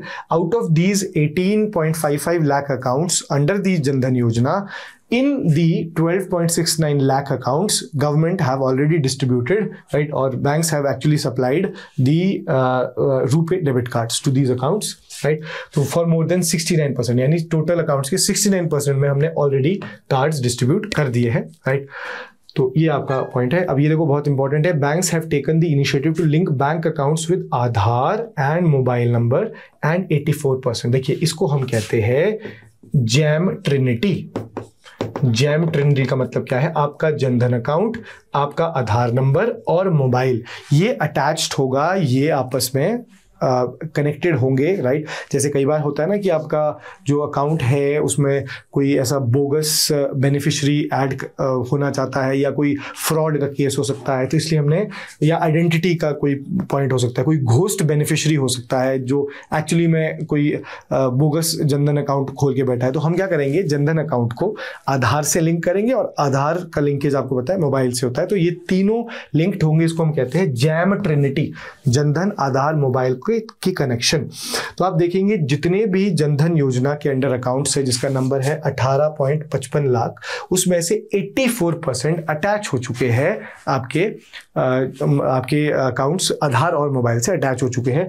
पिछली बार तक आप देखेंगे, ये बहुत इंपॉर्टेंट पॉइंट है कि 80% तक ही जो अकाउंट्स थे वो अटैच थे, इस बार वो संख्या 84% पहुंच गई है। ओके अच्छा, बाकी हम देखें जो यूनिवर्सल सोशल सिक्योरिटी इनिशिएटिव्स है, देखो जनधन योजना ने एक बहुत इंपॉर्टेंट इंश्योरेंस की स्कीम्स भी लेके आए थे वो, कि जो जनधन योजना में अकाउंट खोलेगा उसकी हम इंश्योरेंस भी करवाएंगे। दो इंश्योरेंस आप देखेंगे, प्रधानमंत्री सुरक्षा बीमा योजना, ठीक है, और आपके प्रधानमंत्री जीवन बीमा योजना, ठीक है। तो ये इंपॉर्टेंट है, बहुत इंपॉर्टेंट है। आप देखेंगे इसमें एक टिपिकल सी इंफॉर्मेशन है कि ये आपको सुरक्षा बीमा योजना आपको एक्सीडेंटल कम स्पेशल ये आपका एबिलिटी कवर देता है 2 लाख तक का। ये आपका इंक्लूडेड होता है at a very nominal this premium, की प्रीमियम जैसे 20 रुपए पर एनम आपको प्रीमियम देना होता है, ठीक है। तो ये आपका है। तो अगर इसमें आप देखेंगे हिमाचल में प्रधानमंत्री जीवन बीमा योजना के तहत अगर सेल्फ हेल्प ग्रुप्स में हम देखें तो 25,505 जो इंडिविजुअल्स हैं वो एनरोल्ड है इसमें प्रधानमंत्री सुरक्षा बीमा योजना में। और ये जो सुरक्षा बीमा अपना जीवन बीमा योजना है इसमें भी 2 लाख तक का लाइफ इंश्योरेंस का पार्ट है, जिसमें आपको बहुत ही नॉमिनल सा ये प्रधानमंत्री जनधन योजना के ही एक्सटेंशन है, ये ऑप्शन है इंश्योरेंस के, जिसमें आपको नॉमिनल सा 436 रुपए का आपको प्रीमियम पे करना पड़ता है। तो इसकी अगर हम संख्या देखें हिमाचल में तो कितने लोग इनरोल्ड है, 13,195 लोग इनरोल्ड है, ठीक है। ये इन्फॉर्मेशन थी। बाकी जनधन योजना के अंडर पेंशन स्कीम का प्रावधान भी है, जिसमें अटल पेंशन योजना जो है जिसमें 1,000, 2,000, 3,000, 4,000 और 5,000 तक की आप अवेल कर सकते हैं। क्या आपकी पेंशन जितना आप कंट्रीब्यूट करना चाहते हैं ये अवेलेबल होती है 18 से 40 इयर्स के लिए। तो ये एक टिपिकल सी इंफॉर्मेशन आप यहाँ पे देख रहे हैं। ओके चलिए नेक्स्ट हम देखते हैं प्रधानमंत्री मुद्रा योजना। प्रधानमंत्री मुद्रा योजना, तो मुद्रा योजना में आप देखेंगे जो आपके ये स्कीम है, एक तो बहुत इंपॉर्टेंट चीज़, ये 2015 में आई थी और बहुत ही रिसेंटली अभी कुछ समय पहले इसके 10 इयर्स भी पूरे हो गए हैं इस स्कीम के। तो इसकी स्कीम के 10 इयर्स हो गए हैं प्रधानमंत्री मुद्रा योजना। ये एक फाइनेंशियल इंक्लूजन की ही स्कीम है जिसको इस डायरेक्शन से लाया गया था कि यहाँ पे कोलेटरल फ्री लोन्स दिए जाए। कोलेटरल फ्री लोन्स होते हैं जहां पे आपको सिक्योरिटी कुछ भी नहीं रखनी होती है। तो यहाँ पे जो ऐसे लोग हैं जो एंटरप्रेन्योरल एक्टिविटीज कैरी आउट करना चाहते हैं, ऐसे लोग जिनको अपने लघु उद्योग खोलने हैं, स्टार्टअप्स खोलने हैं, उसके लिए ये स्कीम है जिसमें आप लोन अवेल कर सकते हैं, राइट। अब इसमें लोन होते हैं अप टू 10 लाख। ऑल्दो इसमें एक आपको अपडेट याद रखनी है कि इसमें अब 10 लाख से 20 लाख का लोन भी मिलता है। जैसे आप देखें तो ये जो मुद्रा योजना है, मुद्रा योजना, इसमें लोन्स जो मिलते हैं वो इस तरीके से होते हैं: शिशु लोन, किशोर लोन और तरुण लोन। अब तो आ गया है नया तरुण प्लस। तो शिशु लोन में आप देखेंगे आपको 5 से 50,000 तक के लोन, 50,000 से ऊपर के लोन, ये 10 लाख तक के लोन, 10 लाख से 20 लाख पहले लिमिट हुआ करती थी, मतलब 50,000 से आपके 10 लाख तक की। अब 10 लाख से 20 लाख तक की लिमिट भी है, वो आएगा तरुण प्लस लोन में। ये कैटेगरीज है बेसिकली लोन के। तो मुद्रा में शिशु, किशोर, तरुण और तरुण प्लस लोन्स मिलते हैं। जो रिसेंट है वो है तरुण प्लस लोन, जिसमें 10 लाख से ऊपर 20 लाख तक का भी लोन दिया जा सकता है, ठीक है। तो हिमाचल में ये कहाँ पे स्टैंड कर रहा है अभी देखेंगे। देखो ये आपने देख लिया इसमें मुद्रा लोन। अब देखो हिमाचल की इन्फॉर्मेशन कि अभी तक हिमाचल में आप देखेंगे 2024 सितंबर तक, जब तक का हमारे पास डेटा है, टोटल 990 करोड़, मतलब 990.31 करोड़, जो कि 40,280 माइक्रो एंटरप्राइजेस को दिए गए हैं, जो कि बहुत बड़ा एक अमाउंट है। और बहुत एक्सटेंसिवली मुद्रा योजना के तहत लोन्स को डिस्ट्रीब्यूट हिमाचल में किया जा रहा है। तो ये बहुत इंपॉर्टेंट है कि क्वेश्चन कैसे आ सकता है कि मुद्रा जो योजना है उसमें कितने तक के लोन्स अभी तक इंट्रोड्यूस हो चुके हैं या कितने तक के लोन्स अभी तक डिसबर्स कर चुके हैं, राइट, ठीक है। तो उसमें आप देखेंगे कितने हैं, 90,000 आपके 990 करोड़, ठीक है, राइट। चलिए अब देखते हैं आपकी स्टैंड अप इंडिया स्कीम जो है। स्टैंड अप इंडिया स्कीम भी देखिए, स्टैंड अप इंडिया स्कीम को लाया गया था इस डायरेक्शन से कि जो मार्जिनलाइज सेक्शन है जैसे कि SC ST विमेन, उन तक भी टाइमली लोन पहुंच सके, स्टैंड अप इंडिया स्कीम। तो स्टैंड अप इंडिया स्कीम में आप देखेंगे loans schedule caste, schedule tribe और विमेन को एक्सटेंड किए जाते हैं, ठीक है, जिसमें 10 लाख से 1 लाख तक का लोन मिलता है, राइट। तो अगर हम हिमाचल की बात करें तो हिमाचल में अभी तक स्टैंड अप इंडिया स्कीम के अंडर 66 करोड़ के जो है डिस्ट्रीब्यूट किए गए थे अप टू सितंबर 2024, जो कि बहुत इंपॉर्टेंट फंक्शन, बहुत इंपॉर्टेंट एक पॉइंट है कि जैसे आपसे अलग अलग पूछ सकते हैं कि मुद्रा में कितने लोन्स डिस्ट्रीब्यूट किए, तो आंसर ये रहेगा, और स्टैंड अप इंडिया स्कीम के अंडर कितने इंट्रोड्यूस किए, तो आपका आंसर रहेगा आपका दिस 66, और स्टैंड अप इंडिया स्कीम आपकी 2017 की है। चलिए अगर हम देखें नेक्स्ट फिर आपके financial awareness and literacy camps. So banks are conducting financial literacy camps through financial literacy centers and bank branches. तो लोगों को क्योंकि देखो हमारे देश में डिजिटल डिवाइड है, यानी बैंक से बहुत कम लोग जुड़े हुए हैं, राइट। तो फाइनेंशियल इंक्लूजन की आवश्यकता है, तो इसलिए बैंक्स जो है अपने लेवल पे अवेयरनेस कैंपेन्स चलाती है, ठीक है, लिटरेसी को बढ़ाने के लिए, बैंकिंग लिटरेसी को बढ़ाने के लिए, ठीक है जी। चलिए अगर हम नेक्स्ट देखें अब, तो बैंक्स का हम बिजनेस वॉल्यूम देखें अगर, तो बैंक्स में जो डिपॉजिट है वो बड़ा है, यानी बैंक्स में जो ओवरऑल डिपॉजिट है वो कितना था, 9.6% ईयर ऑन ईयर, ठीक है, ये बैंक डिपॉजिट है। अच्छा, एग्रीगेट एडवांसेस की हम बात करें, जो एग्रीगेट लोन्स डिस्ट्रीब्यूट किए टोटल सारे बैंक्स ने हिमाचल में, वो आपके हैं increased by 17.40% year on year growth पे। अच्छा, ओवरऑल बैंकिंग बिजनेस जो है वो बड़ा है, जिसमें 11.67 का इजाफा हुआ है। पब्लिक सेक्टर बैंक का देखो, जो पूरा बैंकिंग सेक्टर है ना, मान लेते हैं जैसे 100 रुपए के लोन्स गए हुए हैं, मतलब हिमाचल में सारे बैंक्स ने मिला के 100 रुपए के लोन्स दिए, तो 100 में से 62% लोन्स अकेले दिए हुए हैं पब्लिक सेक्टर बैंक्स ने, माने जो ये पब्लिक सेक्टर शेड्यूल्ड आपके जो कमर्शियल बैंक्स है, सरकारी बैंक, इन्होंने 60%, यानी इनका मार्केट शेयर 62% है। हालांकि एक बहुत इंपॉर्टेंट पॉइंट है कि मार्केट शेयर पिछले मुकाबले कम हुआ है, 63% मार्केट शेयर हुआ करता था पिछले साल तक पब्लिक सेक्टर बैंक्स का, जो अभी स्टैंड कर रहा है 62%। तो RRB का जो आपके रीजनल रूरल बैंक है, राइट, जैसे ग्रामीण बैंक, उसका जो मार्केट शेयर है वो 5% है। प्राइवेट बैंक्स का मार्केट शेयर जो है, देखो ये क्या है कि ये पिछली बार 12% था, ये बढ़ गया, ये कम हो गया सर, ठीक है, तो मतलब इसका 1% मार्केट शेयर कम हुआ है, और प्राइवेट बैंक्स का 1% मार्केट शेयर ज्यादा हुआ है, जो पिछली बार स्टैंड करता था रफली 12% के आसपास।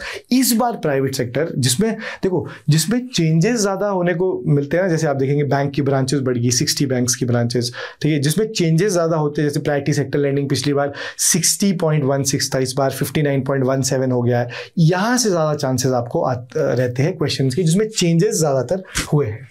तो जैसे ये कि प्राइवेट बैंक्स का मार्केट शेयर पिछले साल तक 12% था, इस बार वो 1% बढ़ के 13%, माने कि प्राइवेट बैंक्स ने अपने जो ऑपरेशन है उनको एक्सटेंड या एक्सपैंड किया है, तभी उनका मार्केट शेयर बढ़ा है।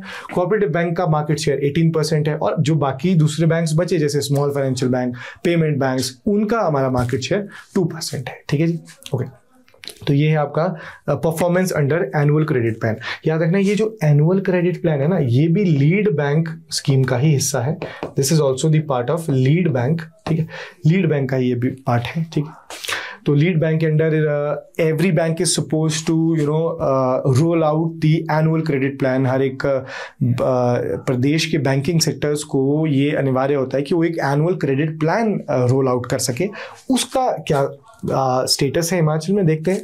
Banks have prepared the annual credit plan for 2024-25, जैसे कि मैंने आपको बताया, under the lead bank, and disbursement of fresh loans based on potential worked out for various priority sector activities by the NABARD. मतलब जो agriculture rural and development bank है उसके under ये लोन्स डिस्ट्रीब्यूट किए जा रहे हैं। तो फाइनेंशियल टारगेट जो हमने रखा था एनुअल क्रेडिट प्लान 2024-25 के अंडर, वो था लगभग कितने, ये सीधा क्लियर कट क्वेश्चन है कि एनुअल क्रेडिट प्लान के हिसाब से जो हिमाचल का है उसमें टोटल कितने लोन्स डिसबर्स करने का एक टारगेट रखा था, वो है 43,179 करोड़, जिसमें 14.9% इंक्रीज मिला है पिछले साल से। यानी जो पिछले साल हमने एनुअल क्रेडिट प्लान में टारगेट रखा था उसमें 14.49% का इंक्रीज हमें देखने को मिला है।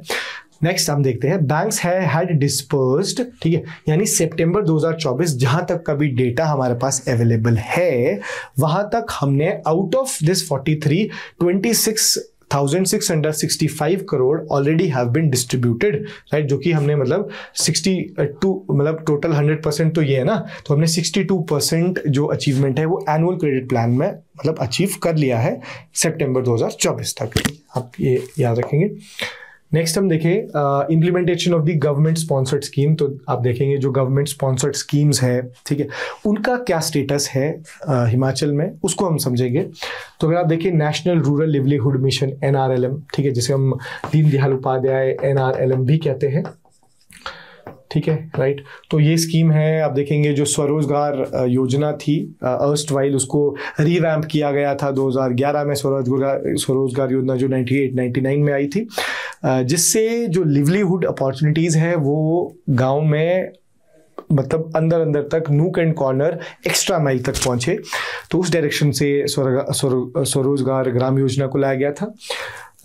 उसको हमने रिवैम्प किया था, एक अलग नए सिरे से हम लेके आए थे 2011 में, जो नेशनल रूरल लिवलीहुड मिशन था, उसको हमने फिर से रिवैम्प किया during the incumbent minister, that is incumbent prime minister Narendra Modi ji के टाइम पे ये 2014 में रिवैम्प हुआ, जिसे हम आज कहते हैं दीनदयाल उपाध्याय योजना, नेशनल रूरल लिवलीहुड मिशन, ठीक है।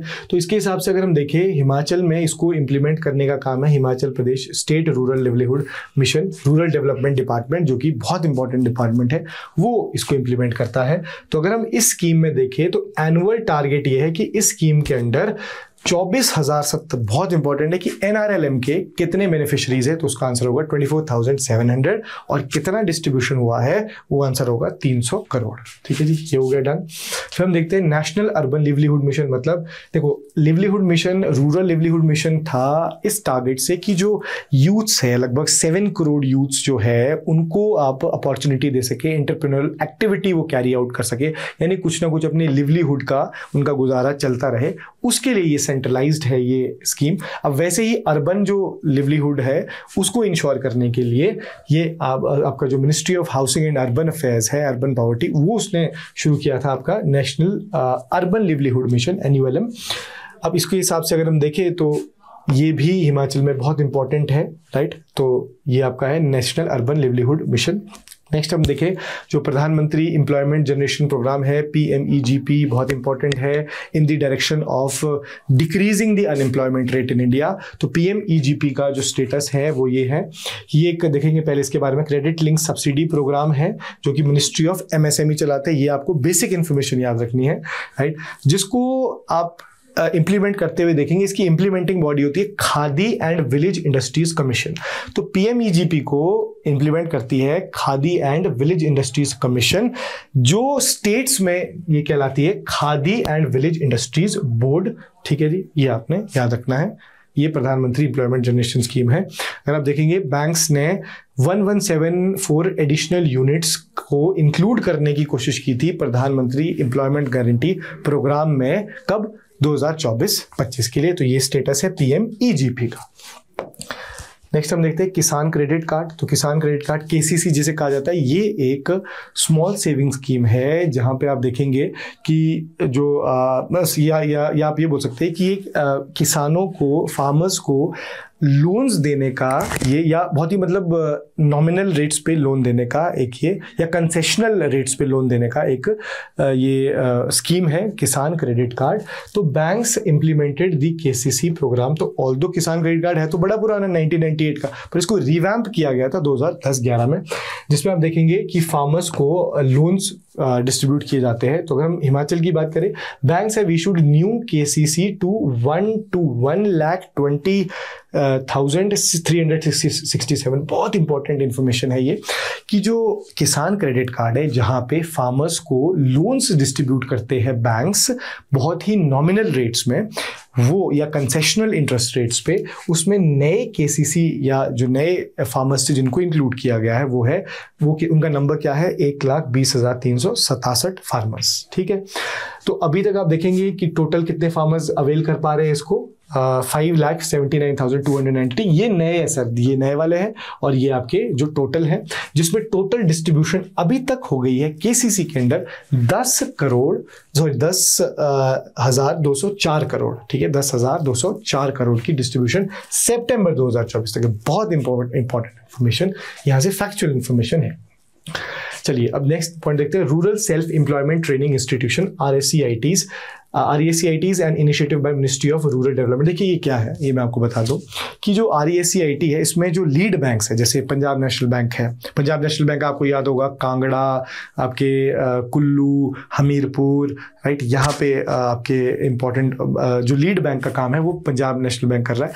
वैसे आप देखेंगे स्टेट बैंक ऑफ इंडिया कर रहा है, यूको बैंक कर रहा है, state bank of India Chamba और लाहौल स्पीति में। ठीक है, जो ये लीड बैंक्स है इनको एक रिस्पॉन्सिबिलिटी दी जाती है। हिमाचल में कौन हुए lead bank, PNB, UCO bank and state bank of India. इनको एक रिस्पॉन्सिबिलिटी दी जाती है कि जो रूरल यूथ्स है या जो यूथ्स है उनको ट्रेनिंग करवाई जाए, वो ट्रेनिंग ऑर्गेनाइज करवाई जाए, वो कैंप्स ऑर्गेनाइज करवाया जाए।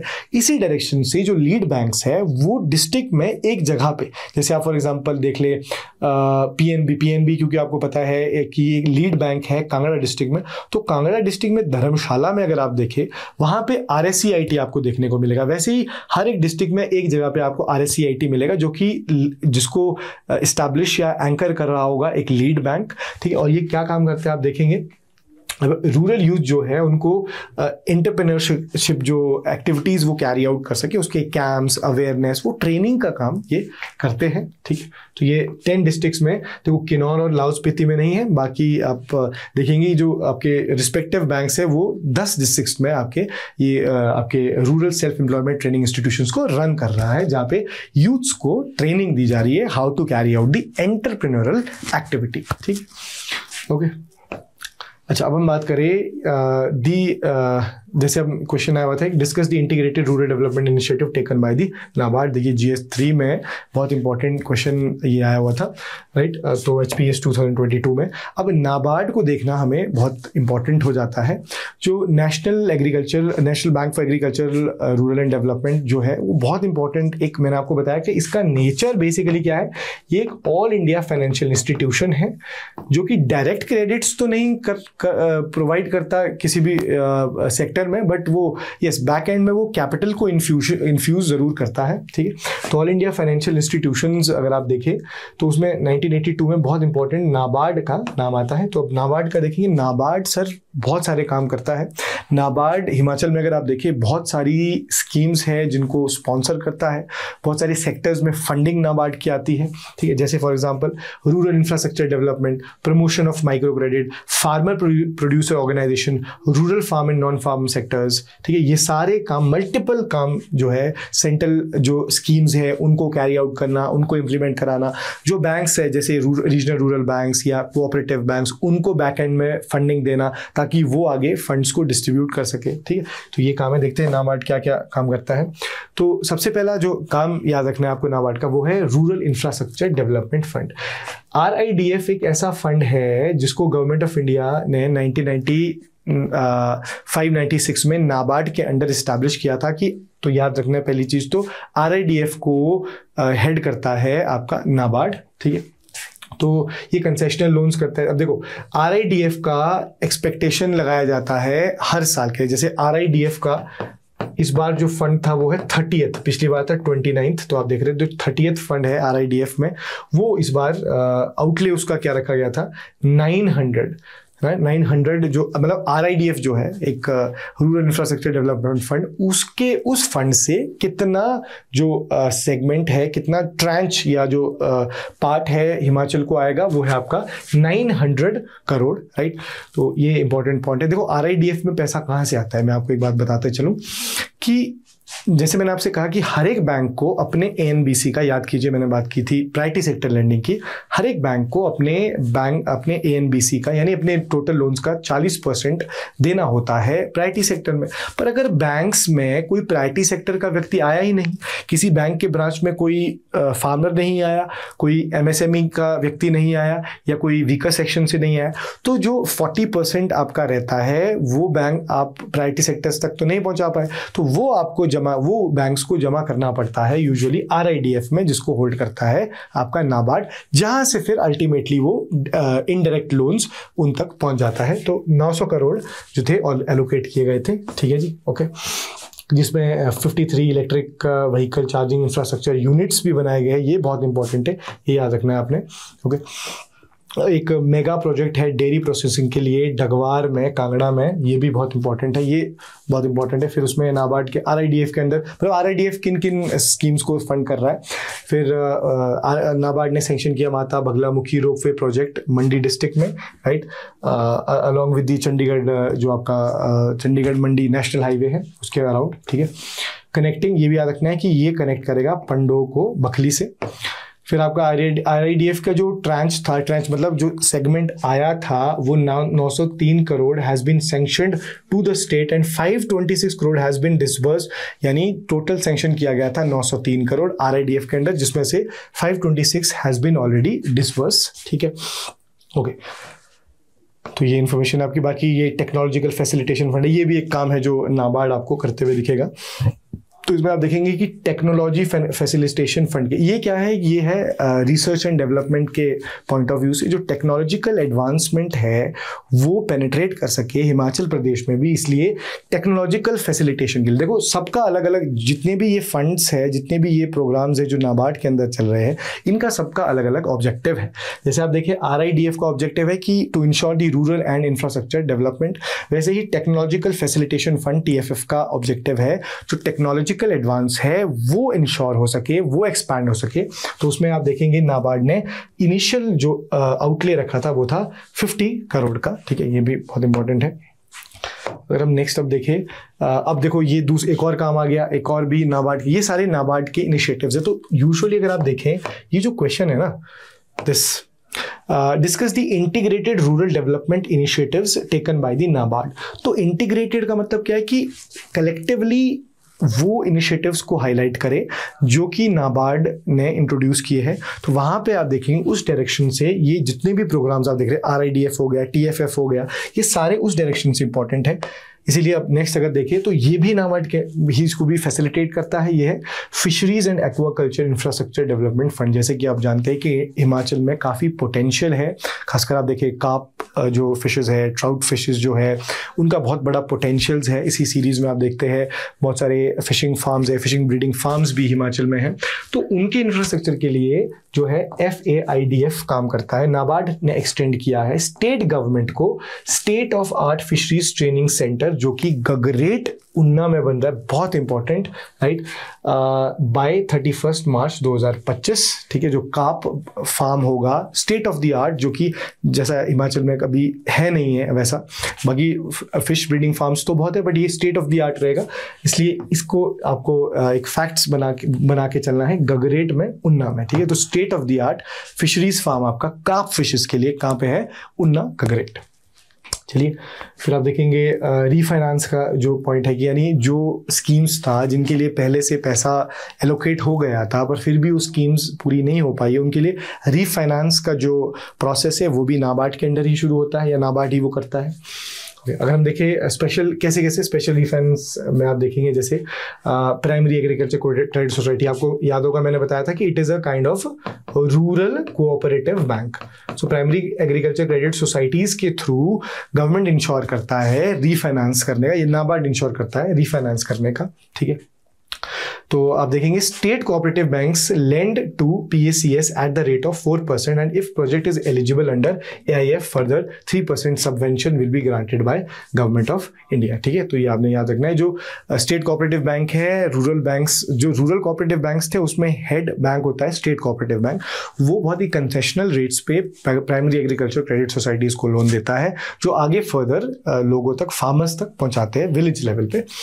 ओके, बाकी आप देखेंगे वॉश, ये आपका water sanitation and hygiene activities, ठीक है, जिनको एलिजिबल इंस्टीट्यूशंस के लिए कौन से रहते हैं आपके commercial banks, regional rural banks, cooperative banks, subsidies of the NABARD. ठीक है, तो ये बहुत इंपॉर्टेंट है। 95% ऑफ द एलिजिबल लोन जो आपके वॉश के अंडर होता है, यानी any activity that is related to the water management, hygiene, उसमें 95% जो आपका ऑलरेडी जो फाइनेंस आपको दिया गया था वो एलिजिबल रहता है रीफाइनेंस के लिए।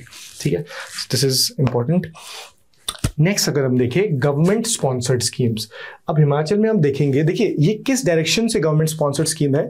जो हिमाचल में बैंकिंग है या जो इंस्टीट्यूशनल फाइनेंस है, जो हमारे चैप्टर का भी नाम है, यानी इंस्टीट्यूशंस के थ्रू हिमाचल में फाइनेंस कैसे किया जा रहा है, वो इंफॉर्मेशन गवर्नमेंट स्पॉन्सर्ड जो स्कीम्स है। अब देखेंगे new agriculture marketing infrastructure, right, तो ministry of agriculture and farmers welfare ने एक गवर्नमेंट ऑफ इंडिया ने एक इम्प्लीमेंट की थी न्यू एग्रीकल्चर मार्केटिंग इंफ्रास्ट्रक्चर, जो कि एक सब स्कीम थी, integrated scheme for agriculture marketing. ठीक है, तो इसमें भी लोन दिए जाते हैं। देखिए एक चीज़ याद रखना है कि एग्रीकल्चर को अगर हम फेजेस में देखें तो एग्रीकल्चर में आप देखें इनपुट्स की ज़रूरत होती है, हमें लैंड की ज़रूरत होती है, सीड्स की ज़रूरत होती है, फर्टिलाइजर्स की ज़रूरत होती है, फिर सोइंग होती है, फिर उसके बाद हार्वेस्टिंग होती है। हार्वेस्टिंग के बाद अगर मान लेते हैं प्रोडक्शन अच्छा है, हार्वेस्टिंग अच्छी है, उसके बाद भी कोई श्योरिटी नहीं है कि आप you will get the fair price. Why? Because there is one more important stage and that is the stage of marketing होता है, द ट्रांसपोर्टेशन, राइट, एंड ये आपने सुना होगा agriculture produce marketing committees, right, तो ये सारी चीज़ें मार्केटिंग का पार्ट होती है, यानी आप अपने प्रोड्यूस को कैसे, किस तरीके से, किस प्रोसेस के थ्रू अपने फार्म से लेके जाते हो APMCs तक, या जहाँ पे आप उसको बेच रहे हो, that is required, that is included in the marketing. ठीक है, तो मार्केटिंग के लिए भी आप देखेंगे बहुत इंपॉर्टेंट है कि सैंक्शंस किए जा रहे हैं, लोन सैंक्शन किए जा रहे हैं under agriculture marketing infrastructure project. ठीक, बाकी हम देखें माइक्रो क्रेडिट, तो माइक्रो क्रेडिट देखेंगे आप तो हमारे पास एक फाइनेंशियल इंस्टीट्यूशन होते हैं जिनको हम बोलते हैं माइक्रो फाइनेंस इंस्टीट्यूशन, जो कि छोटे लेवल पे जैसे सेल्फ हेल्प ग्रुप्स के लेवल पे, NGOs के लेवल पे उनको डिस्ट्रीब्यूट करते हैं credit. So the self-help groups movement has grown in Himachal Pradesh and is now firmly established. The movement has provided additional assistance in human resource and financial items. तो अगर आप देखें जनवरी 2025 तक 6337 self-help groups have been credit linked with loan of 296.50 crore during this. बहुत important है। तो अगर हम देखें सेल्फ हेल्प ग्रुप्स एक एग्जांपल है सिविल सोसाइटी ऑर्गेनाइजेशंस का, जहां पे लोग जिनका एक कॉमन इकोनॉमिक एंड आपका जो फाइनेंशियल बैकग्राउंड है वो होता है, सोशल बैकग्राउंड सिमिलर होता है, वो लोग they come together and they try to help each other, right. तो वो एक सिविल सोसाइटी ऑर्गेनाइजेशन का पार्ट है जो आगे जाके प्रेशर ग्रुप का काम भी करता है। तो अगर हम देखें सेल्फ हेल्प ग्रुप्स में लोग पैसा इकट्ठा करते हैं, ठीक है, फिर वो मतलब आपस में एक इस तरीके की अंडरस्टैंडिंग को डेवलप करते हैं जहाँ पे they will help each other. फिर वो एक कॉमन बैंक अकाउंट खोलते हैं, कॉमन बैंक अकाउंट खोलने के बाद फिर वो उसी बैंक अकाउंट से एक दूसरे को एंटरप्रेन्योरियल एक्टिविटीज़ के लिए, यानी किसी को कुछ छोटा मोटा बिजनेस करना है उसके लिए पैसा देते हैं। This is how these self help groups actually works, right. Although इनकी how they are different from NGOs have a organised structure. NGOs का प्रेसिडेंट, वाइस प्रेसिडेंट वो रहता है, उनको एनजीओज को तो रजिस्टर भी करवाना होता है, but self help groups do not have a particular structure, ठीक है। तो सेल्फ हेल्प ग्रुप्स ने जो है क्रेडिट लिंक्ड लोन्स जो डिस्ट्रीब्यूट हुए हैं आपस में वो है 296.52 करोड़ की, जो कि बहुत ही वूपिंग नंबर है, इंपॉर्टेंट है, ठीक। तो यूनियन बजट में आप देखेंगे एक भूमिहीन किसान का जो प्रोजेक्ट था वो था, उसमें भी बहुत वाइटल रोल है सेल्फ हेल्प ग्रुप्स का, ठीक है। ओके, नेक्स्ट हम देखिए प्रमोशन ऑफ आपका the farmer produce organisation FPOs। तो नाबार्ड ने आप देखेंगे सेंक्शन किया है 15.73 करोड़ हिमाचल प्रदेश में, किसके लिए? 124 फार्मर प्रोड्यूस ऑर्गेनाइजेशन। देखिए प्रोड्यूसर्स ऑर्गेनाइजेशंस जो होती है, जैसे मान लेते हैं प्रोड्यूसर ऑर्गेनाइजेशन होती है कि मान लेते हैं मैं and 10 people with me are in the business of let us say dairy. तो हम क्या करेंगे, हम एक डेयरी को लेके एक प्रोड्यूसर्स ऑर्गेनाइजेशन बनाएंगे जहाँ पे will help each other, right. ये भी एक सेल्फ हेल्प ग्रुप का ही काइंड है। तो वैसे ही जो फार्मर्स है, जैसे हिमाचल में आप देखेंगे you see that 59.something% of the people are doing farming. तो ये जो फार्मर्स है आपस में, ये एक प्रोड्यूसर्स ऑर्गेनाइजेशन बनाएगी। ऑल दो ये फार्मर्स प्रोड्यूसर ऑर्गेनाइजेशन या तो कंपनीज एक्ट 1956 में रजिस्टर्ड होता है, या इंडियन ट्रस्ट, या इनको मतलब एक या तो इनको companies as a company register करवाना पड़ता है, या तो एक सिविल सोसाइटी के तौर पे रजिस्टर करवाना पड़ता है, कोऑपरेटिव सोसाइटी के तौर पे, या फिर ट्रस्ट के तौर पे, ठीक है। उसके बाद ही आप फार्मर प्रोड्यूसर ऑर्गेनाइजेशन को चला सकते हैं। तो ऐसी FPOs हमारे पास 124 है नंबर में, ठीक है। तो जिसमें हम जैसे देख रहे हैं 1 डिस्ट्रिक्ट 1 प्रोडक्ट, ठीक है। सेंट्रल लेवल की स्कीम है ये बेसिकली, राइट। तो नाबार्ड ने 23 FPOs को इंडिया हिमाचल में, देखो बाकी FPOs है जो कि अदरवाइज प्राइवेट नेचर की, पर नाबार्ड ने एस्टैब्लिश कराया था 23 FPOs को, ठीक है, राइट। ओके, तो FPO में आपने याद रखना है, अभी रिसेंटली 10,000 कगारिया करके एक जगह है बिहार में, वहाँ पे देश की 10,000वीं फार्मर प्रोड्यूसर ऑर्गेनाइजेशन अभी रिसेंटली बनी है कगारिया बिहार में, ठीक है। चलिए आगे चलते हैं। अब हम देखते हैं वाटरशेड डेवलपमेंट, जो कि बहुत वाइटल है हिमाचल के क्लाइमेटिक एंडेवर्स में। नाबार्ड ने सैंक्शन किए हैं 52 watershed development projects, 31 watershed including Jiva, a natural farming based initiative, and 21 spring shed projects across the states 10 district. तो याद रखना है, जीवा के अंदर 31, स्प्रिंग शेड के अंदर 21। तो वो टोटल ये जो वाटरशेड के जो प्रोग्राम्स है ये कवर करते हैं 40,380 hectares. More of this you will learn in the agriculture and horticulture वाला जो चैप्टर है आपका, आपने जिससे बेनिफिट हो रहा है 365 विलेजेस को अक्रॉस दी 10 डिस्ट्रिक्ट्स। बाकी हम देखें एक और इनिशिएटिव, वो है tribal development through tribal development fund, ठीक है जी, राइट। तो ये है tribal development through tribal development fund. तो NABARD has provided 15 tribal development projects benefiting 3982 families up to 31 December 2024। अगर आप देखिए these initiatives intend to establish wadi small orchard, wadi आप देखेंगे स्मॉल ऑर्चर्ड होते हैं which are cordoned off like this, और dairy units in selective villages covering around 2838 acres of land for Apple, right. ये आपका tribal development through tribal development fund, जो कि ये भी इसको भी फैसिलिटेट कौन करता है? नाबार्ड, ठीक है जी। अगर हम देखें फार्म सेक्टर प्रमोशन में, नाबार्ड है sanctioned 42 projects under the this farm sector promotion fund benefiting 203773। तो याद रखना है फार्म सेक्टर प्रमोशन फंड के अंडर, जिसमें टिपिकली फार्मिंग सेक्टर को ही बेनिफिट मिलता है। इसमें आप देखेंगे 20,773 फार्मर्स जो है वो बेनिफिटेड आपको देखने को मिल रहे हैं, ठीक है। फिर आप देखेंगे NABARD has sanctioned grant for promotion of an off farmer producer organisation registered under the name of Sarova handloom producer company limited. देखिए ये ऑफ, देखो फार्मर प्रोड्यूसर ऑर्गेनाइजेशन में what is the difference between FPO and off farmer producer organisation. जो FPO होते हैं वो usually typically सारे general जो फार्मर्स है उनकी एक ऑर्गेनाइजेशन है, जो मैंने आपको बताया रजिस्टर्ड हो सकती है as a trust, as a cooperative society और एज अ कंपनी। जो ऑफ फार्मर प्रोड्यूसर ऑर्गेनाइजेशन है वो it is meant for the artisans, right, weavers है ना, ये उनके लिए होती है, जो रूरल आर्टिसंस वीवर्स उनके लिए ऑफ उनको बनानी पड़ती है, ऑफ उनको रजिस्टर करवाना पड़ता है खुद को, ऑफ फार्मर प्रोड्यूसर ऑर्गेनाइजेशन, जो कि हिमाचल में आप देखेंगे एक रजिस्टर हुई है सरोवा। सरोवा इज इन मंडी, ये बहुत इंपॉर्टेंट है क्योंकि ये नई चीज है ना इस बार। तो ऑफ फार्मर प्रोड्यूसर ऑर्गेनाइजेशन जो कि आर्टिसंस और वीवर्स के लिए है, उसके लिए वो रजिस्टर हुई है कहाँ पे? सरोवा में, जो डेवलप हो रही है handloom producers as a handloom producing company. Sarova is in Mandi. तो आप देखेंगे 500 इससे 503 वीवर्स को बेनिफिट मिलेगा, जिसमें 90% विमेन है, राइट, जिसमें वो जैसे पट्टू, शॉल, मफलर्स, ठीक है, ये सब का डेवलप हैंडलूम जो है उनको डेवलप करेंगे। ओके, नेक्स्ट आपका है नैपकॉन्स। नैपकॉन्स अगर आप देखेंगे ये एक इनिशिएटिव है जो कि कम्प्लीटली ओन करता है आपका नाबार्ड, जिससे जो इंटरनेट है या जो बेनिफिट्स है related to digital technology, it can be penetrated into the through the public infrastructure into the rural and the unserved areas. Consulting services है various areas of agriculture, rural development and allied activities. ठीक है, तो ये information आपकी नैपकॉन्स को related है।